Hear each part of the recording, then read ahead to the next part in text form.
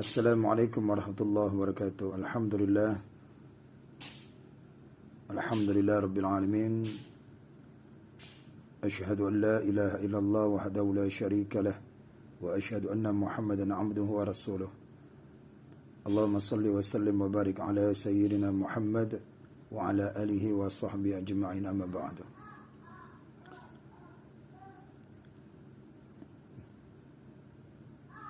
Saudara-saudara kaum muslimin wa muslimat, sahabat-sahabat, alhamdulillah sedikit kita membacakan kitab untuk berbagi ilmu-ilmu agama, yang mana kitab ini akan dibacakan yaitu di kitab I'anatul Talibin juz yang kedua, kitab I'anatul Talibin Asy'ah daripada Fathul Mu'in juz yang kedua. I'anatul Talibin, pertolongan untuk orang menuntut ilmu, Fathul Mu'in juz yang kedua, cetakan Darul Ihya Kutub Arabiyah. Yang karangannya ini adalah As-Sayyid Abi Bakar Al-Masyhur bi Sayyid Abi Bakr bin Sayyid Muhammad Syatta' Dimyati Al-Misrah. Dalam kitab beliau pada juz yang kedua, yaitu membahaskan tentang masalah yaitu faslun fi salatil jama'ati. A'udzu billahi minasyaitonir rajim. Bismillahirrahmanirrahim. Faslun fi salatil jama'ati. Bermula ini suatu fasal pada menjelaskan salat berjamaah.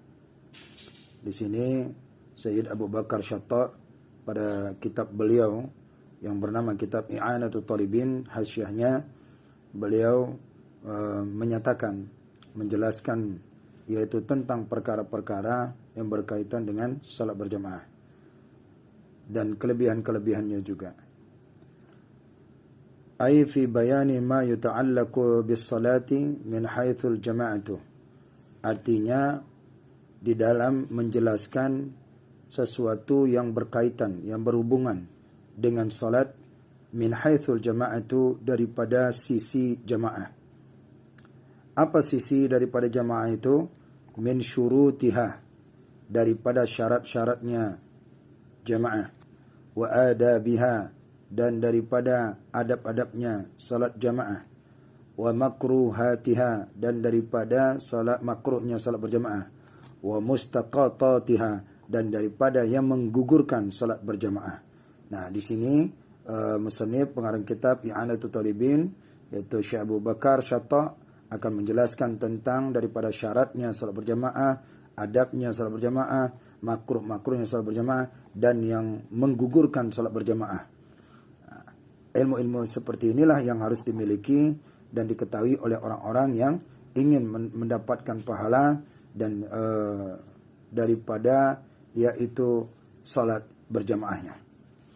Wa haqiqatul jama'ati huna, dan bermula hakikat jamaah huna di sini, al-irtibatul hasilu bainal imami wal ma'mumi. Itu adalah ikatan ya, yang menghasilkan bainal imami wal ma'mum, di antara imam dan makmum. Nah, jadi di sini jamaah ini, yang lafaz jamaah yang kita biasa kita ketahui adalah yaitu jamak. Jamak di sini adalah melebihi daripada 3. Kalau melebihi daripada 3 itu adalah dia dikatakan jamak. Akan tetapi di sini tidaklah dikatakan jamak ini harus melebihi 3, yaitu dalam salat berjamaah bainal imam wal makmum, ada imam dan ada makmum, itu sudah dikatakan jamak. Walau wahidan, walaupun itu sudah satu orang. Artinya makmumnya satu orang, imam satu, itu sudah berjamaah. Ya. Dan jamaah ini adalah yaitu umum sifatnya. Tidak mesti nanti disebutkan dia itu salat secara umum, salat berjamaah itu di masjid ataukah di rumah, di mana saja. Ini secara umum ya. Wa hiya min khasaisi hadhihi al-ummah, Dan bermula salat berjamaah ini daripada kekhususan ini umat. Artinya salat berjamaah ini hanya khusus umat Nabi saja. Tidak ada umat-umat Nabi-Nabi sebelumnya. Seperti apa? Kal Jum'ati, seperti salat Jumat, hanya ada pada Nabi Muhammad. Wal Aidaini, dan salat 2 hari raya. Dan itu ada di salat Jumat Nabi, yaitu Nabi Muhammad SAW. Wal Kusufaini, dan salat 2 hari 2 gerhana bulan dan gerhana matahari. Ini salat berjamaah ada pada zaman Nabi. Wal Istisqa'i, dan salat daripada minta hujan. Nah, ketiga-tiga ini, yaitu pertama salat Jumat, salat Aidaini, wal Kusufaini, dan istisqa minta hujan, yaitu tidak ada di zaman Nabi-Nabi sebelumnya. Yang ada itu salat berjamaah adalah di zaman dan masa Nabi sallallahu alaihi wasallam. Qala al-Manawi, telah berkatalah Imam al-Manawi. Imam al-Manawi ini adalah pengarang kitab Faid al-Qadir. Itu beliau pengarang kitab Faid al-Qadir itu. Beliau berkata, wa hikmatu masyru'iyatiha, dan bermula hikmah disyariatkannya salat berjamaah itu, ya, dan bermula hikmah disyariatkannya salat berjamaah itu, apa hikmahnya? Qiyamun nizamul ulfati bainal musallina, tegaknya susunan kedamaian, bainal musallina, di antara orang-orang yang salat. Artinya ketika kita salat berjamaah itu, maka bila salat berjamaah itu akan muncul rasa kasih sayang atau ulfah atau kedamaian di antara orang-orang yang salat itu. Itu hikmah disyariatkan salat berjamaah itu, ada muncul kasih sayang, sehingga kita dengan orang sebelah kita itu ada saling mengenal itu.